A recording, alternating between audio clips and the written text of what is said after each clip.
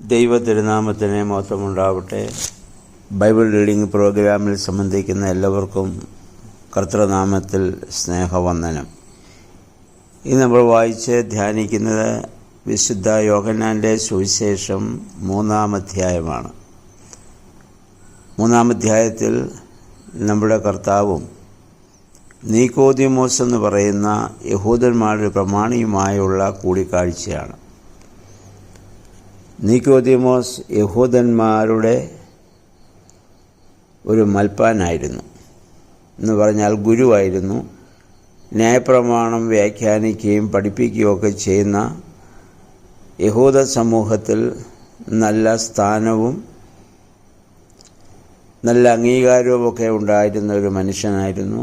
അദ്ദേഹം വലിയ ധനവാനും ആയിരുന്നു എന്ന് മനസ്സിലാക്കാം. കാരണം യോഹന്നാൻ്റെ സുവിശേഷത്തിലേക്ക് നമ്മൾ വരുമ്പോൾ നമ്മുടെ കർത്താവിനെ ക്രൂശിൽ നിന്നിറക്കി കബറടക്കാൻ കൊണ്ടുപോകാൻ അരിമത്യക്കാരൻ ജോസഫിനോട് ചേർന്ന് ഇദ്ദേഹവും ഉണ്ടായിരുന്നു. 120 റാത്തൽ മൂറും അവിലുമൊക്കെ അദ്ദേഹം അവിടെ കൊണ്ടുവരുന്നതായി നമ്മൾ വായിക്കുന്നുണ്ട്. അപ്പം ആ സമൂഹത്തിൽ സാമ്പത്തികമായി നല്ല ഉന്നത നിലവാരം ഉണ്ടായിരുന്ന മനുഷ്യൻ, അംഗീകാരം കൊണ്ടും എല്ലാവരേക്കാൾ ഉന്നതനായിരുന്ന ഒരു മനുഷ്യനാണ്. അദ്ദേഹം യേശുവിനെ കാണാൻ വരുന്നത് ഒരു രാത്രിയാണ്. എന്തുകൊണ്ടായിരിക്കണം അദ്ദേഹം പകൽക്കാലം വരാഞ്ഞത്? പകൽക്കാലം യേശുവിനെ കാണാൻ വരുന്നത് മറ്റേ യഹൂദന്മാർ കണ്ടാൽ നീക്കോദിമോസിനെ സംബന്ധിച്ചിടത്തോളം അത് പ്രശ്നമാവാം. കാരണം ബാക്കി എല്ലാവരും യേശുവിനെ വെറുക്കുന്നവരാണ്, അതിലുള്ള ശാസ്ത്രപരീശന്മാരെല്ലാവരും. അപ്പം അവരുടെ മുൻപാകെ അവർ കാണുക യേശുവിനെ കാണാൻ വരികയും, രണ്ടാമത് ഇദ്ദേഹം മൽപ്പാനെന്നറിയപ്പെടുന്ന ഒരാളാണ്. ആ ഗുരുവായിരിക്കുന്ന ഒരുവൻ യേശുവിൻ്റെ അടുത്ത് വന്ന് ഉപദേശം ചോദിക്കുക എന്നൊക്കെ പറയുന്നത് ഒരുപക്ഷെ നാളെ സമൂഹത്തിൽ നിന്ന് നീക്കോദിമോസ് തള്ളപ്പെടാൻ സാധ്യതയുണ്ട്. അദ്ദേഹത്തിൻ്റെ പൊസിഷന്, അദ്ദേഹത്തിൻ്റെ ജോലിക്കൊക്കെ അത് പ്രശ്നമായിട്ട് മാറാം. അതുകൊണ്ടായിരിക്കണം അദ്ദേഹം രാത്രിയിൽ യേശുവിനെ കാണാൻ വന്നതെന്ന് നമുക്ക് വിചാരിക്കാം. അന്നങ്ങനെ യേശുവിനെ കാണാൻ വന്ന അദ്ദേഹം യേശുവിനെക്കുറിച്ച് പറയുന്ന ഒരു സാക്ഷ്യമുണ്ട്. ആ സാക്ഷ്യം ഇതാണ്: നീ ദൈവത്തിൽ നിന്ന് വന്നവനാണ്, അല്ലെങ്കിൽ നീ ചെയ്യുന്ന ഈ അടയാളങ്ങളൊന്നും ചെയ്യുവാൻ നിനക്ക് സാധിക്കുകയില്ല എന്ന് ഞാൻ മനസ്സിലാക്കുന്നു. അദ്ദേഹം ദൂരെ നിന്ന് യേശുവിനെ പല പ്രാവശ്യം വീക്ഷിച്ചിട്ടുണ്ടാവും. യേശുവിൻ്റെ വാക്കുകൾ, യേശുവിൻ്റെ പ്രവൃത്തികളൊക്കെ കണ്ടപ്പം തീർച്ചയായും ഇദ്ദേഹം യഹൂദ സമൂഹം പ്രതീക്ഷിച്ചിരിക്കുന്ന മശിഹായാണെന്ന് അദ്ദേഹത്തിന് തോന്നിയിട്ടുണ്ട്. അതുകൊണ്ടായിരിക്കണം അദ്ദേഹം യേശുവിനോട് വന്ന് അങ്ങനെ ഒരു സാക്ഷ്യം വന്ന് പറയുന്നത്. പകൽക്കാലം മറ്റുള്ള സമൂഹത്തിൽ വെച്ചത് പറയാനാവില്ലല്ലോ. അപ്പോൾ ഇതൊക്കെ യേശുവിനെക്കുറിച്ച് സാക്ഷ്യം പറഞ്ഞപ്പോൾ യേശു ആ മനുഷ്യനോട് പറയുന്നു, നീ വീണ്ടും ജനിക്കണം. അപ്പോൾ നീക്കോദിമോസിന് വളരെ സംശയമായി. അദ്ദേഹം ചോദിക്കുന്നു, ഒരു മനുഷ്യൻ വൃദ്ധനായ ശേഷം വീണ്ടും മാതാവിൻ്റെ ഉദരത്തിൽ കടന്നിട്ട് ജനിക്കാൻ സാധിക്കുമോ? അത് അപ്രായോഗികമായ ഒരു കാര്യമല്ലേ? അതെങ്ങനെയാണ് സാധിക്കുന്നത്? ജനനമെന്ന് പറയുമ്പോൾ എപ്പോഴും നമ്മുടെ മനസ്സിലും അങ്ങനെയാണല്ലോ സംഭവിക്കുക. മാതാവിൻ്റെ ഉദരത്തിൽ നിന്ന് നമ്മളൊക്കെ ജനിക്കുന്നു. അപ്രകാരം ഒരു ജനനമായിരിക്കണം യേശു പറഞ്ഞത് എന്ന് അദ്ദേഹം വിചാരിച്ചു. അപ്പോൾ യേശു മനുഷ്യനെ പറയുന്നു, നീ വെള്ളത്താലും ആത്മാവിനാലും ജനിക്കണം. വിശുദ്ധ ബൈബിളിൽ നമ്മുടെ കർത്താവ് സ്ഥാനത്തെക്കുറിച്ച് ആദ്യം പറയുന്ന ഭാഗമായി നമുക്കിതിനെ കാണാം. വെള്ളത്താലും ആത്മാവിനാലുമുള്ള ജനനം, അതാണ് മാമോദീസ. ആദ്യ സൃഷ്ടിയും ഉളവായത് വെള്ളത്താലും ആത്മാവിനാലുമാണ്. പാഴും ശൂന്യവുമായ ഭൂമി, അവിടെ ആഴത്തിന്മേൽ, വെള്ളത്തിന്മേൽ ദൈവത്തിൻ്റെ ആത്മാവ് പരിവർത്തിച്ചു. ഉണ്ടാവട്ടെ എന്ന് ദൈവം പറഞ്ഞു, അത് ഉളവായി.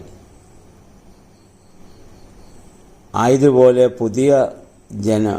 പുതിയ നിയമത്തിലെ പുതിയ സൃഷ്ടിയായി തീരാനുള്ള ജനനവും വെള്ളത്താലും ആത്മാവിനാലുമാണ്. അതുകൊണ്ട് പൗലോസ് ശ്ലീഹാ പറയുന്നു, ഒരുവൻ ക്രിസ്തുവിലായാൽ അവൻ പുതിയ സൃഷ്ടിയായിട്ട് തീരുന്നു. അപ്പോൾ സ്നാനത്തിൽ സംഭവിക്കുന്നത് നമ്മളൊരു പുതിയ സൃഷ്ടിയായുള്ള ഒരു ജനനമാണ്. അവിടെ ഒരു മരണവും ജനനവും സംഭവിക്കുന്നുണ്ട്. അത് സ്നാനത്തെക്കുറിച്ച് നമ്മൾ പഠിക്കുമ്പോൾ കൂടുതലായി നമുക്ക് ചിന്തിക്കാവുന്നതാണ്. യേശുവിനോടുകൂടി മരിച്ചടക്കപ്പെടുകയും അവനോടുകൂടി നമ്മൾ ഉയർത്തെഴുന്നേൽക്കുകയും ചെയ്യും. അത് കൊലോസ്യ ലേഖനം 2-ാം അധ്യായത്തിൻ്റെ 10-11 വാക്യങ്ങളിൽ പൗലോസ് ശ്ലീഹാ പറയുന്നുണ്ട്, സ്നാനത്തിൽ നിങ്ങൾ ക്രിസ്തുവിനോടുകൂടി മരിച്ചടക്കപ്പെടുകയും അവനെ ഉയർപ്പിച്ച ദൈവത്തിൻ്റെ വ്യാപാര ശക്തിയുള്ള വിശ്വാസത്താൽ അവനോടുകൂടെ ഉയർത്തെഴുന്നേൽക്കുകയും ചെയ്തിരിക്കുന്നു. ചെയ്യുമെന്നല്ല, ഉയർത്തെഴുന്നേൽക്കുകയും ചെയ്തു. അപ്പോൾ അവിടെ ഒരു മരണവും പുനരുത്ഥാനവും സംഭവിച്ചു. 3-ാം അധ്യായത്തിൻ്റെ 1 മുതലുള്ള വാക്യങ്ങൾ അദ്ദേഹം പറയുന്നു, ക്രിസ്തുവിനോടുകൂടി നിങ്ങൾ ഉയർത്തെഴുന്നേറ്റിരിക്കുന്നുവെങ്കിൽ ഭൂമിയിലുള്ളതല്ല ഉയരത്തിലുള്ളത് നിങ്ങൾ അന്വേഷിപ്പീൻ.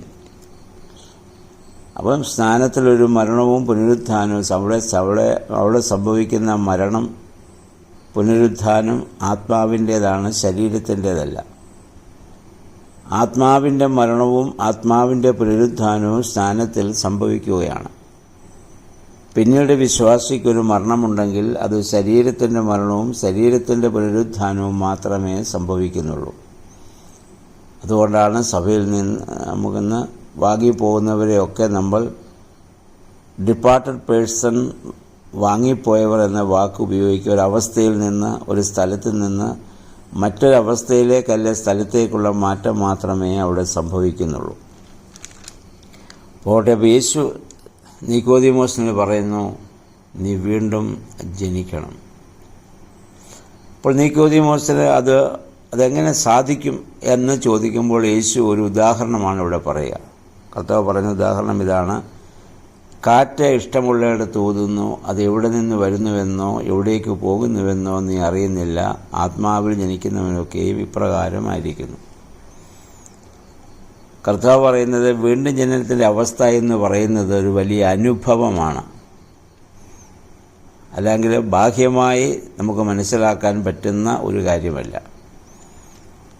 കാറ്റിൻ്റെ അവസ്ഥ എങ്ങനെയാണ് നമ്മൾ മനസ്സിലാക്കുന്നത്? അനുഭവത്തിലൂടെയാണ്. ഇതാണ് കാറ്റെന്നും പറഞ്ഞൊരു വസ്തുവിനെ നമുക്ക് എടുത്തു കാണിക്കാനാവില്ല. എന്നാൽ കാറ്റ് നമുക്ക് മനസ്സിലാക്കുന്നതിൻ്റെ അനുഭവം നമ്മുടെ ശരീരത്തിലുണ്ടാകുമ്പോൾ, ഇലകൾ ചലിക്കുമ്പോൾ ഒക്കെ നമ്മൾ പറയും അവിടെ കാറ്റുണ്ട്. പക്ഷേ കാറ്റെന്ന് പറയുന്ന വസ്തുവിനെ നമുക്ക് എടുത്തു കാണിക്കാനോ അതെന്താണെന്ന് കണ്ടു മനസ്സിലാക്കാനോ ആ പ്രവർത്തനത്തിലൂടെ മാത്രമേ നമുക്ക് സാധിക്കുന്നുള്ളൂ. അല്ലാതെ നമുക്കത് കണ്ടു മനസ്സിലാക്കാൻ പറ്റുന്നില്ല.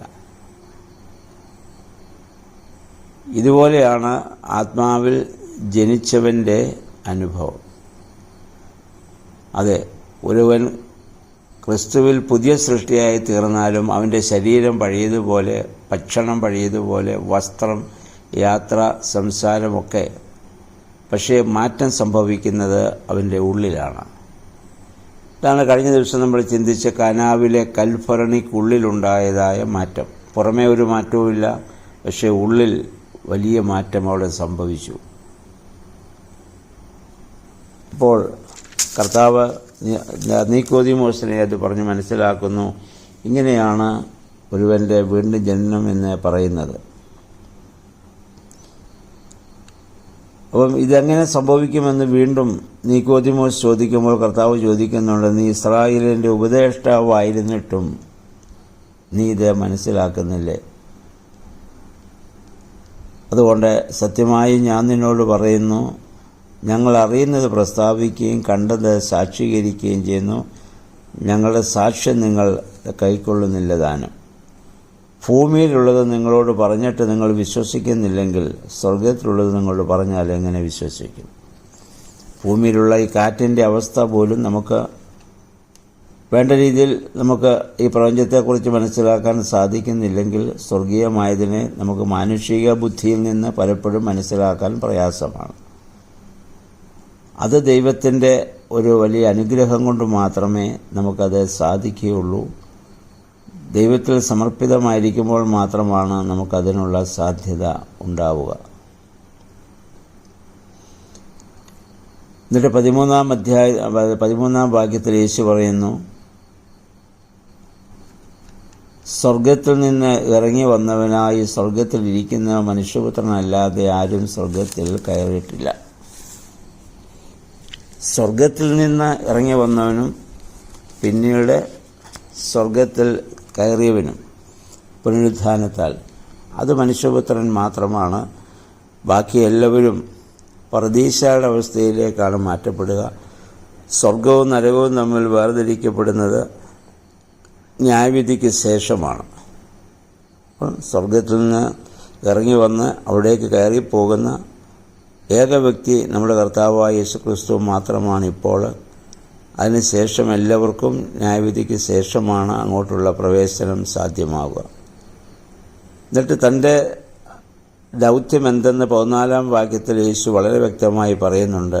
അതിതാണ്, മോശ മരുഭൂമിയിൽ സർപ്പത്തെ ഉയർത്തിയതുപോലെ മനുഷ്യപുത്രനും ഉയർത്തപ്പെടേണ്ടതാകുന്നു. മോശ മരുഭൂമിയിൽ സർപ്പത്തെ ഉയർത്തിയതുപോലെ മനുഷ്യപുത്രനും ഉയർത്തപ്പെടേണ്ടതാകുന്നു. മോശ എന്തിനാണ് മരുഭൂമിയിൽ സർപ്പത്തെ ഉയർത്തിയതെന്ന് സംഖ്യാപുസ്തകം 21-ാം അധ്യായത്തിൽ നമ്മൾ വായിക്കുന്നുണ്ട്. ഇസ്രായേൽ ജനത്തിൻ്റെ മരുഭൂമി യാത്രയിൽ അവർ സീൻ മരുഭൂമിയിലെത്തുന്നു. അവിടെ വെച്ച് അവർക്ക് ഭക്ഷണവും വെള്ളവുമില്ലാത്ത സാഹചര്യമുണ്ടാകുന്നു. അപ്പോൾ ജനം മോശയ്ക്കെതിരായിട്ട് അവിടെ പിറുപിറുക്കുന്നുണ്ട്. നീ എന്തിനാണ് ഞങ്ങളെ കൂട്ടിക്കൊണ്ടുവന്നത്? മിസ്രയീമിലായിരുന്നെങ്കിൽ ഞങ്ങൾക്ക് അടിമ വേല ചെയ്താലും ഭക്ഷണവും വെള്ളവും ലഭിക്കുമായിരുന്നു. നീ ഞങ്ങളെ കൊല്ലാൻ കൊണ്ടുവന്നതാണോ എന്നൊക്കെ പറഞ്ഞ് മോശയ്ക്കെതിരെ ശക്തമായിട്ട് അവിടെ അവരെ പിറുപിറുക്കുന്നുണ്ട്. അപ്പോൾ മോശയ്ക്കെതിരായിട്ടുള്ള സംസാരം യഹോവയ്ക്കെതിരായിട്ടുള്ള സംസാരമായി യഹോവ കാണുകയും ജനത്തിനിടയിൽ അഗ്നിസർപ്പത്തെ അയക്കുകയും ചെയ്യുന്നുണ്ട്. അഗ്നിസർപ്പം ജനത്തെ കടിക്കുന്നു. ധാരാളം ജനങ്ങൾ അവിടെ മരിച്ചു വീഴുന്നു. കാരണം മോശയ്ക്കെതിരായി സംസാരിക്കുക എന്ന് പറഞ്ഞാൽ യഹോവയ്ക്കെതിരായ സംസാരമാണ്. കാരണം മോശയെ വിളിച്ചതും തിരഞ്ഞെടുത്തതും അയച്ചതുമൊക്കെ യഹോവയാണ്. യഹോവയ്ക്ക് വേണ്ടി പ്രവർത്തിക്കുന്നു എന്നുള്ളതുകൊണ്ടാണ് മോശയ്ക്കെതിരായ സംസാരം യഹോവയ്ക്കെതിരായ സംസാരമായിട്ടുള്ള കാണുന്നതും ജനം ശിക്ഷിക്കപ്പെടുന്നതും. അപ്പോൾ ജനം മോശയുടെ അടുത്ത് വന്ന് രക്ഷയ്ക്ക് വേണ്ടി അപേക്ഷിക്കുന്നുണ്ട്. മോശ ദൈവസന്നിധിയിൽ അവിടെ പ്രാർത്ഥിക്കുന്നു. വേണമെങ്കിൽ മോശയ്ക്ക് പറയായിരുന്നു, എന്നെ നിങ്ങൾ അപഹസിച്ചപ്പോൾ നിങ്ങളിത് മനസ്സിലാക്കണമായിരുന്നു, നിങ്ങൾ അനുഭവിക്കുക. പക്ഷേ മോശ എന്ന പുരോഹിതൻ ഒരിക്കലും അത് പറയുന്ന ആളല്ല. അവനിൽ വസിക്കുന്ന ദൈവാത്മാവാണ്. സ്നേഹത്തിൻ്റെ, സഹനത്തിൻ്റെ, ത്യാഗത്തിൻ്റെ ഉദാത്തമായ ആത്മാവിൽ ജനത്തെ വഴി നടത്തുന്നവനാണ് മോശ. പർവ്വതമകളിലേക്ക് ഉയർത്തപ്പെട്ട് ദൈവത്തെ, ആ ദൈവാനുഭവം പൂർണ്ണമായി അനുഭവിച്ചിട്ടുള്ള വ്യക്തിയാണ്. ഇതാണ് പൗരോഹിത്യത്തിലുള്ളവർ മനസ്സിലാക്കേണ്ടത്. പ്രശ്നങ്ങളും ജീവിത സാഹചര്യങ്ങളിലൂടെ സമ്മർദ്ദങ്ങളും ഉണ്ടാകുമ്പോൾ ശപിക്കുവാനും അവരെ തള്ളുവാനും നമുക്ക് അവകാശമില്ല. ക്ഷമയോടെ ആ ജനത്തിനു വേണ്ടി പ്രാർത്ഥിക്കുവാൻ ബാധ്യസ്ഥരാണ്. അപ്പോൾ മോശ ജനത്തിനു വേണ്ടി കണ്ണുനീരോടെ പ്രാർത്ഥിക്കുന്നു. ദൈവം അതിനൊരു പരിഹാരം അവിടെ പറയുന്നുണ്ട്. പരിഹാരം ഇതാണ്: പിത്തളസർപ്പത്തെ പാളയത്തിൻ്റെ മധ്യത്തിൽ കൊടിമരത്തിന്മേൽ നാട്ടുക. ഇനി സർപ്പത്തിൻ്റെ ദംശനമേറ്റ് ആ പിത്തളസർപ്പത്തെ നോക്കുന്നവരൊക്കെയും രക്ഷ പ്രാപിക്കും. അത് ഏത് പാമ്പാണോ കടിച്ചുകൊണ്ടിരിക്കുന്നത് അതേ പാമ്പിൻ്റെ രൂപമാണ് ഉയർത്താൻ ആവശ്യപ്പെടുന്നത്. ഇവിടെ നമുക്ക് ചിന്തിക്കാം, യഹോവയായ ദൈവത്തിന് ഒരു വാക്ക് പറഞ്ഞാൽ പോലെ അഗ്നിസർപ്പം നീങ്ങിപ്പോകട്ടെ എന്ന് പറഞ്ഞാൽ, അല്ലെങ്കിൽ അഗ്നിസർപ്പം ഇനി ജനത്തെ കടിക്കണ്ടെന്ന് ദൈവം പറയണ്ടാണല്ലോ, വിചാരിച്ചാൽ മതിയല്ലോ. പക്ഷേ ദൈവം അങ്ങനെയല്ല ചെയ്തത്. അഗ്നിസർപ്പത്തെ നിലനിർത്തിക്കൊണ്ട് പിത്തള സർപ്പത്തെ ഉയർത്താൻ ആവശ്യപ്പെടുകയാണ്. അഗ്നിസർപ്പത്തെ നിലനിർത്തിക്കൊണ്ട് പിത്തള സർപ്പത്തെ ഉയർത്താൻ ആവശ്യപ്പെടുന്നു. പിത്തള സർപ്പത്തെ വിശ്വാസത്തോടെ നോക്കുന്നവനൊക്കെ രക്ഷ പ്രാപിക്കാം, ഇല്ലെങ്കിൽ കടിയേറ്റമിരിക്കാം. പ്രിയമുള്ളവരെ, ഇതാണ് ദൈവം മനുഷ്യന് കൊടുത്ത ഫ്രീ വിൽ. വിശ്വസിക്കുവാനും അവിശ്വസിക്കുവാനും ഉൾക്കൊള്ളാനും തള്ളാനും ഒക്കെയുള്ള സ്വാതന്ത്ര്യം നമുക്കുണ്ട്. എന്ന് പറഞ്ഞാൽ രക്ഷ ആരെയും ബലമായി അടിച്ചേൽപ്പിക്കുന്നതല്ല. നമ്മൾ വിശ്വസിക്കുന്നുവെങ്കിൽ മാത്രം നമുക്കത് ലഭിക്കുന്നതാണ്. അതുകൊണ്ടാണ് വെളിപ്പാട് പുസ്തകം 3:20 നമ്മൾ നേരത്തെ ചിന്തിച്ചതാണല്ലോ. ഞാൻ വാതിൽക്കൽ നിന്ന് മുട്ടുന്നു, ആരെങ്കിലും എനിക്ക് തുറന്നു തന്നാൽ ഞാൻ അകത്ത് പ്രവേശിക്കും. ബലം പ്രയോഗിച്ച് ദൈവം ഹൃദയവാതിൽ നമ്മളെ തുറക്കുകയില്ല. ബലം പ്രയോഗിച്ച് ആരെയും രക്ഷയിലേക്ക് കൊണ്ടുപോവുകയുമില്ല. അത് മനുഷ്യൻ ആവശ്യമെന്ന് തോന്നി അതിനുവേണ്ടി ശ്രമിക്കുമ്പോൾ മാത്രമാണ്. അപ്പോൾ യേശുതമ്പുരാൻ്റെ കാൽവറി യാഗത്തിന് നിഴലായി പഴയ നിയമത്തിൽ നടന്ന സംഭവമാണിത്.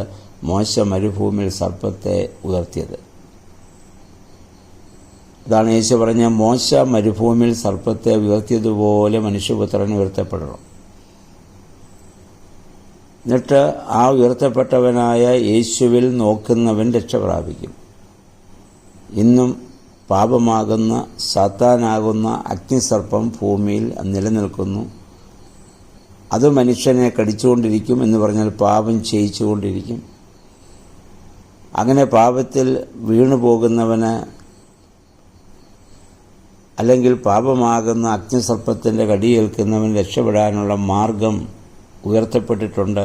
അത് കാൽവറിയിൽ ഉയർത്തപ്പെട്ടവനായ നമ്മുടെ കർത്താവാണ്. ആ കർത്താവിനെ നമ്മൾ വിശ്വാസത്തോടെ നോക്കുമെങ്കിൽ, അവനിലേക്ക് നമ്മൾ അടുത്തു വരുമെങ്കിൽ നമുക്ക് രക്ഷ പ്രാപിക്കാൻ സാധിക്കും. അതിനുള്ള സാഹചര്യം ദൈവം ക്രിസ്തുവിലൂടെ ഇവിടെ സൃഷ്ടിച്ചിരിക്കുന്നു.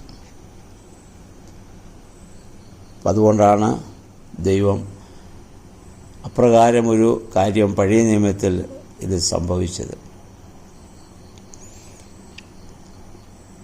അപ്പം അതുകൊണ്ട് പലരും നമ്മളോട് ചോദിക്കാറുണ്ട്, നമ്മൾ എന്തിനാണ് ക്രൂശിനെ നമ്മൾ ആദരിക്കുന്നത്?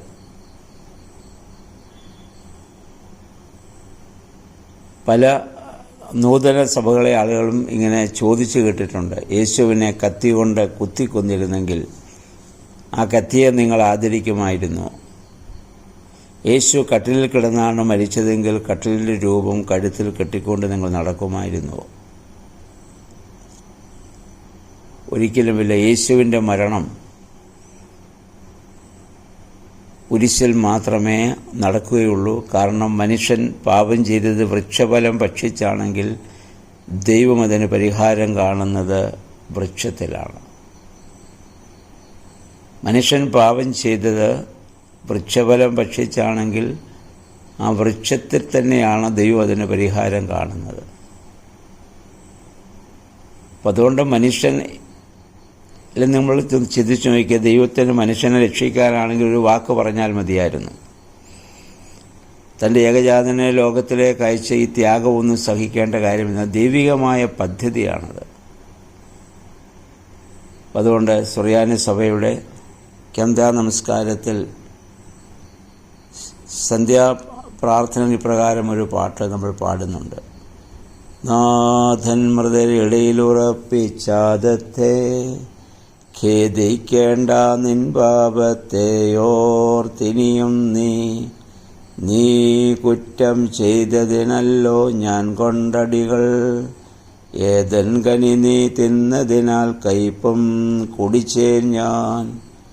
നഗ്നതയാൽ നീ ഇലകൾ ചാർത്തി നഗ്നതയോടെന്നെ അവർ തൂക്കി. ഞാൻ ചീന്തിയ രക്തത്താൽ പൊയ്ക്കോപം താതൻ്റെ.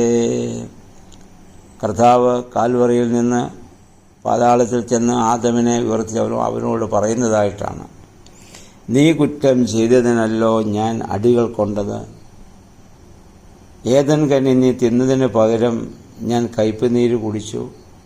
നീ നഗ്നതയോടെ ഇലകൾ ചാർത്തേണ്ടി വന്നതെങ്കിൽ ഞാൻ നഗ്നതയോടെ തൂക്കപ്പെട്ടു.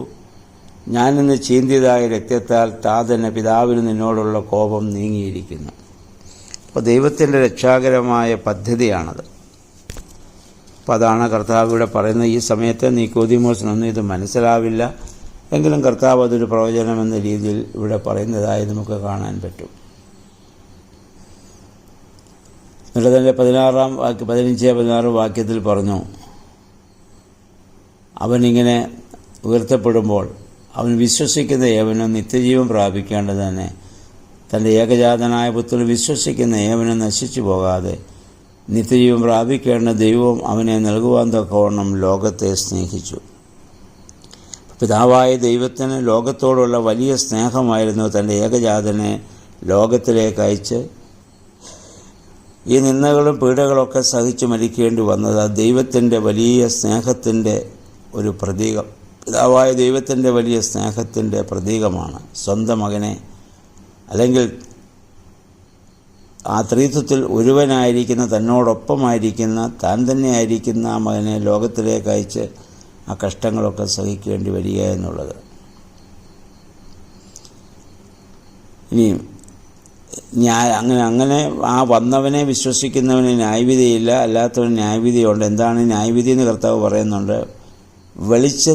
വെളിച്ചം ലോകത്തിൽ വന്നിട്ടും മനുഷ്യരുടെ പ്രവൃത്തി ദോഷമുള്ളതാകിയാൽ അവർ വെളിച്ചത്തേക്കാൾ ഇരുളിനെ സ്നേഹിച്ചു എന്നുള്ളതാണ്.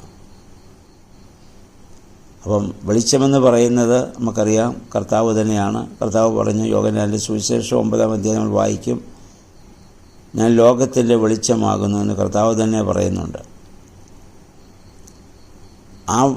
ആ വെളിച്ചമായ ക്രിസ്തുവിനെ വിശ്വസിക്കാതെ നമ്മളിരിക്കുമ്പോൾ നമ്മൾ അന്ധകാരത്തിൻ്റെ മക്കളാണ്, പിശാചിൻ്റെ മക്കളായി മാറുന്നു. അപ്പോൾ നമുക്ക് ന്യായവിധി ഉണ്ടാവുകയും ചെയ്യുന്നു. എന്നിട്ട് കർത്താവ് പറയുന്നു, തിന്മ പ്രവർത്തിക്കുന്നവനെല്ലാം വെളിച്ചത്തെ പകയ്ക്കുന്നു. നമ്മൾ പാപം ചെയ്യുമ്പോൾ നമ്മൾ വെളിച്ചത്തെ ഉപേക്ഷിച്ച് അന്ധകാരത്തെ നമ്മൾ സ്വീകരിക്കുന്നവരായിട്ട് മാറുകയാണ്. ഇനി 22 മുതലുള്ള വാക്യങ്ങൾ നമ്മൾ വായിക്കുമ്പോൾ, യേശു ശിഷ്യന്മാരുമായി യഹൂദ്യ ദേശത്ത് വന്ന് അവരോടുകൂടെ സ്നാനം കഴിപ്പിച്ചുകൊണ്ടിരുന്നു. യോഹന്നാൻ ശാലേമിനരികത്തെ ഐനോനിൽ സ്നാനം കഴിപ്പിച്ചുകൊണ്ടിരുന്നു. കർത്താവ് വാസ്തവത്തിൽ സ്നാനം കഴിപ്പിച്ചില്ല. ഇതിന് 4-ാം അധ്യായത്തിൻ്റെ 1-2 വാക്യങ്ങൾ വായിക്കുമ്പോൾ നമുക്ക് മനസ്സിലാവും, ശിഷ്യന്മാരല്ലാതെ കർത്താവ് സ്നാനം കഴിപ്പിച്ചില്ല. അവർ കഴിപ്പിച്ച സ്നാനവും യോഹന്നാനെ പോലെ തന്നെ മാനസാന്തരത്തിന് സ്നാനമാണെന്നുള്ളത്. അന്ന് പുതിയ നിയമ സ്നാനമില്ല. കാരണം അന്ന് പുതിയ നിയമ സ്നാനം ത്രിത്വനാമത്തിലാണ്, പിതാവിൻ്റെയും പുത്രൻ്റെയും പരിശുദ്ധ നാമത്തിലാണ്. അന്ന് പരിശുദ്ധാത്മാവ് സ്ഥിരവാസത്തിന് ഭൂമിയിൽ വന്നിട്ടില്ല. അപ്പോൾ അന്ന് അവിടെ നടന്നതായ സ്നാനം സ്നാപയോഹന്നാൻ നടത്തിയ മനസ്സാന്തരത്തിൻ്റെ സ്നാനമാണ്. അപ്പോൾ ആളുകൾ വന്ന് സ്നാപകയോഹന്നാനോട് പറയുന്നുണ്ട്, നീ സാക്ഷീകരിച്ചവൻ, ലോകത്തിൻ്റെ പാപത്തെ ദൈവത്തിൻ്റെ കുഞ്ഞാടെന്ന് യേശുവിനെക്കുറിച്ച് സ്നാപകയോഹന്നാൻ നേരത്തെ സാക്ഷീകരിച്ചല്ലോ. അവൻ താണ്ട് സ്നാനം കഴിപ്പിക്കുന്നു, നിന്നേക്കാൾ കൂടുതൽ ആളുകൾ അവൻ്റെ അടുക്കൽ ചെല്ലുന്നു. നീയല്ലേ ആദ്യം വന്നവൻ, ഈ സ്നാന ശുശ്രൂഷ തുടങ്ങിയവൻ നീയല്ലേ എന്നൊക്കെ പറഞ്ഞ് മാനുഷികമായ രീതിയിൽ യോഹന്നാനോട് ജനം വന്ന് പറയുന്നുണ്ട്. അപ്പോൾ യോഹന്നാൻ പറയുന്ന ഒരു ഉത്തരം 27 മുതലുള്ള വാക്യങ്ങൾ വായിക്കുന്നു. യോഹന്നാൻ പറഞ്ഞു, സ്വർഗത്തിൽ നിന്ന് കൊടുത്തിട്ടല്ലാതെ മനുഷ്യന് ഒന്നും ലഭിക്കാൻ കഴിയുകയില്ല. ഞാൻ ക്രിസ്തുവല്ല, അവന് മുൻപായി അയക്കപ്പെട്ടവൻ അത്രേ എന്ന് ഞാൻ പറഞ്ഞതിന് നിങ്ങൾ തന്നെ എനിക്ക് സാക്ഷികളാകുന്നു. ഇപ്പോൾ യോഹന്നാൻ താൻ ആരാണെന്നും ക്രിസ്തു ആരാണെന്നും വ്യക്തമായി പറയുന്നു. താനും ദൈവത്താൽ അയക്കപ്പെട്ടവൻ എന്ന് പറഞ്ഞാൽ മനുഷ്യരിൽ നിന്ന് താൻ ഇത് ജനിച്ചവനാണ്. പക്ഷേ യേശു അങ്ങനെയല്ല, അവൻ സാക്ഷാൽ ദൈവം തന്നെയാണ്. അവനാണ് യഥാർത്ഥത്തിൽ സ്നാനം ഇത് കഴിപ്പിക്കേണ്ടത്. എന്നിട്ട് അദ്ദേഹം പറയുന്നുണ്ട്, 29 വാക്യം, മണവാട്ടി ഉള്ളവൻ മണവാളനാകുന്നു, മണവാളൻ്റെ സ്നേഹിതനോ നിന്ന് മണവാളിൻ്റെ സ്വരം കേട്ടിട്ട് അത്യന്തം സന്തോഷിക്കുന്നു. ഇവിടെ സ്നാപയോഹന്നാൻ പറയുന്നു, ക്രിസ്തു യഥാർത്ഥ മണവാളനാണ്. സഭയാകുന്ന മണവാട്ടിയെ വിവാഹം കഴിക്കാൻ വന്ന മണവാളൻ എന്ന് പറയുന്നത് യേശുവാണ്. ഞാൻ ആ മണവാളൻ്റെ സ്നേഹിതൻ മാത്രമാണ്. അപ്പോൾ അവനാണ് വാസ്തവത്തിൽ യഥാർത്ഥ സ്ഥാനം ഇനിയും കഴിപ്പിക്കേണ്ടവൻ, ആ സ്ഥാനത്തെ സ്ഥാപിക്കേണ്ടവൻ. ആ സ്ഥാനം മുഖാന്തരം അവൻ്റെ മണവാട്ടിയായി സഭയെ ഇനിയും രൂപാന്തരപ്പെടുത്താൻ പോകുന്നവൻ അവനാണ്. ഞാൻ ആ മണവാളൻ്റെ സ്നേഹിതൻ മാത്രമാണ്. അപ്പോൾ ആ മണവാളൻ്റെ ശബ്ദം കേൾക്കുമ്പോൾ തന്നെ അവൻ്റെ സ്നേഹിതനായി എനിക്ക് സന്തോഷമാണ്. എന്നിട്ട് അദ്ദേഹം പറയുന്നു, അവൻ വളരണം, ഞാനോ ഇത് കുറയണം. ഇതാണ് സ്നാപയോഹന്നാൻ്റെ മനോഭാവം. ഞാൻ കുറഞ്ഞിട്ട് അവൻ വളരട്ടെ, ഞാൻ അവനെക്കുറിച്ച് സാക്ഷ്യം പറയുവാൻ മാത്രം വന്നവനാണ്. നമ്മുടെയൊക്കെ മനോഭാവം എന്താണ്? ഞാൻ വളരട്ടെ, അവൻ കുറയട്ടെ എന്നുള്ളതല്ലേ. നമ്മളെക്കാൾ മറ്റൊരാൾ വളരുന്നത് അംഗീകരിക്കുവാൻ നമുക്ക് പലപ്പോഴും ബുദ്ധിമുട്ടുണ്ടാക്കുന്ന ഒരു കാര്യം. എന്നാൽ ദൈവത്താൽ ഐക്യപ്പെട്ട് ദൈവാത്മാവിൽ പ്രവർത്തിക്കുന്ന യോഹന്നാൻ അതൊരു ബുദ്ധിമുട്ടില്ല. യേശുവിനേക്കാൾ മുന്നേ സ്ഥാന ശുശ്രൂഷ അവനാണ് ആരംഭിച്ചത്. മാനുഷികമായ രീതിയിൽ യോഹന്നാൻ്റെ ശിഷ്യന്മാർ പറഞ്ഞു, നീയാണിത് ചെയ്യേണ്ടത്, നീയാണ് വലിയവൻ, നീയാണ് ആദ്യം വന്നവൻ എന്നൊക്കെ പറഞ്ഞ് യോഹന്നാനെ അവിടെ മാനസികമായ രീതിയിൽ പ്രകോപിപ്പിക്കാൻ അവർ ശ്രമിക്കുന്നുണ്ടെങ്കിലും അത് അവരുടെ ബലഹീനത അവർ പറയുന്നതാണ്. യോഹന്നാന് സത്യം അറിയാം.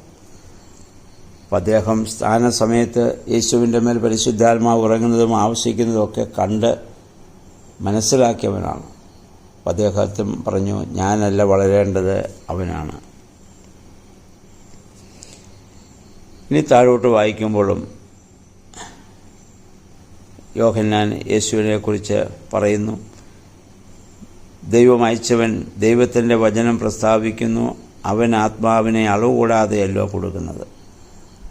പരിശുദ്ധാത്മാവിനെ കൊടുക്കാൻ സാധിക്കുന്നവൻ, അളവ് കൂടാതെ കൊടുക്കാൻ സാധിക്കുന്നവൻ ഈ പുത്രൻ തമ്പുരാൻ മാത്രമാണ്, ഞാനല്ല.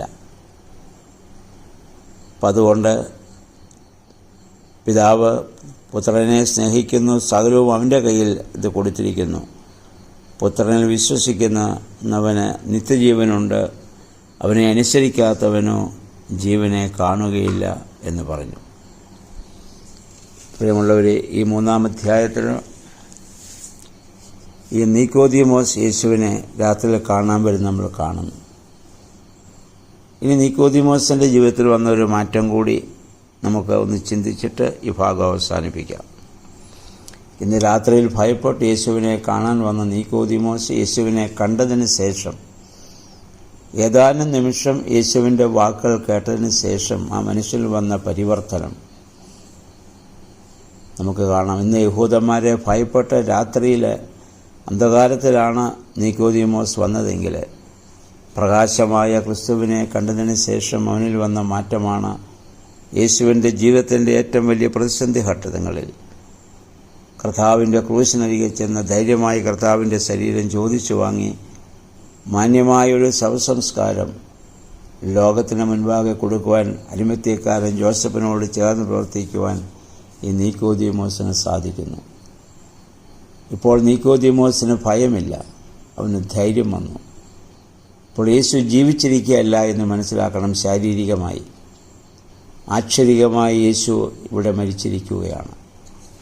ഇപ്പോൾ നിക്കോദീമോസിന് വേണ്ടി വാദിക്കാൻ ഇവിടെ ആരുമില്ല. പക്ഷേ നിക്കോദീമോസിന് ധൈര്യം എവിടെ നിന്ന് ലഭിച്ചു? ഇപ്പോൾ അവൻ വീണ്ടും ജനിച്ച അവസ്ഥയാണ്. അതാണ് കർത്താവ് പറഞ്ഞത്, കാറ്റിൻ്റെ അവസ്ഥയാണ്. അവനെ ഭാഗ്യമായി കാണുന്നവൻ യഹൂദന്മാരുടെ മൽപ്പാൻ തന്നെയാണ് ഇപ്പോഴും. ഒരു മാറ്റവും അവനില്ല. പക്ഷെ അവൻ്റെ ഉള്ളിലൊരു വലിയ മാറ്റം സംഭവിച്ചു. ധൈര്യമായി യേശുവിൻ്റെ ശരീരം ചോദിച്ചു വാങ്ങി ധൈര്യമായി ലോകത്തിന് മുൻപാകെ കർത്താവിനെ സംസ്കരിക്കുവാൻ മാന്യമായ ശവസംസ്കാരം കൊടുക്കുവാനുള്ള ധൈര്യം ഇപ്പോൾ അദ്ദേഹത്തിന് അവിടെ ലഭിച്ചിരിക്കുന്നു. ഇതാണ് സ്വാതന്ത്ര്യം. അതാണ് യോഹന്നാൻ്റെ സുവിശേഷം 8-ാം അധ്യായം വരുമ്പോൾ നമ്മൾ വായിക്കും. യേശു പറയുന്നു, സത്യം നിങ്ങളെ സ്വതന്ത്രരാക്കും.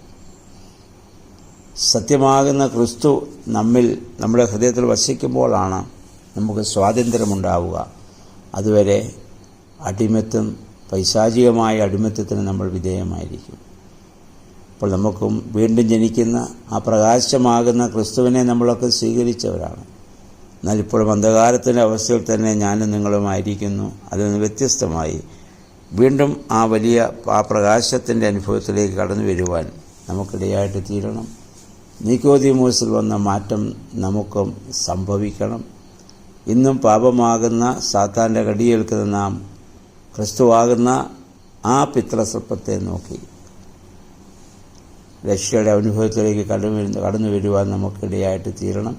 യേശുവിൻ്റെ ക്രൂശ് മരണത്തിന് നിഴലായിട്ടാണ് പഴയ നിയമത്തിൽ മോശ മരുഭൂമിയിൽ സർപ്പത്തെ ഉയർത്തിയത്. പിന്നീട് സ്നാപകയോഹന്നാൻ്റെ മനോഭാവം നമ്മൾ കണ്ടു. ഞാനോ കുറയണം അവനോ വളരണമെന്ന ആ വലിയ മനോഭാവത്തോടെ ഈ ഭൂമിയിൽ ജീവിക്കുവാൻ സാധിക്കുന്നത് പരിശുദ്ധാത്മാവിൽ നമ്മൾ വസിക്കുമ്പോഴാണ്. അത് വേദപുസ്തക വായനയിലൂടെ, ധ്യാനത്തിലൂടെ, പ്രാർത്ഥനയിലൂടെയൊക്കെ നമുക്കതിനിടയായി തീരട്ടെ. ഇന്ന് ഈ യോഹന്നാൻ്റെ സുവിശേഷം 3-ാം അധ്യായം പല പ്രാവശ്യം വായിച്ച് ധ്യാനിച്ച് അതിനനുസരിച്ച് നമ്മുടെ ജീവിതത്തെ നമുക്ക് ക്രമപ്പെടുത്താം. ദൈവത്തിൻ്റെ പരിശുദ്ധാത്മാവ് അതിനെ നമ്മെ സഹായിക്കട്ടെ. എല്ലാവർക്കും സന്തോഷത്തിൻ്റെ, സമാധാനത്തിൻ്റെ, ദൈവാനുഭവത്തിൻ്റെ നല്ലൊരു പകൽക്കാലം ആശംസിക്കുന്നു. ദൈവനാമം മാത്രം മഹത്വപ്പെടട്ടെ.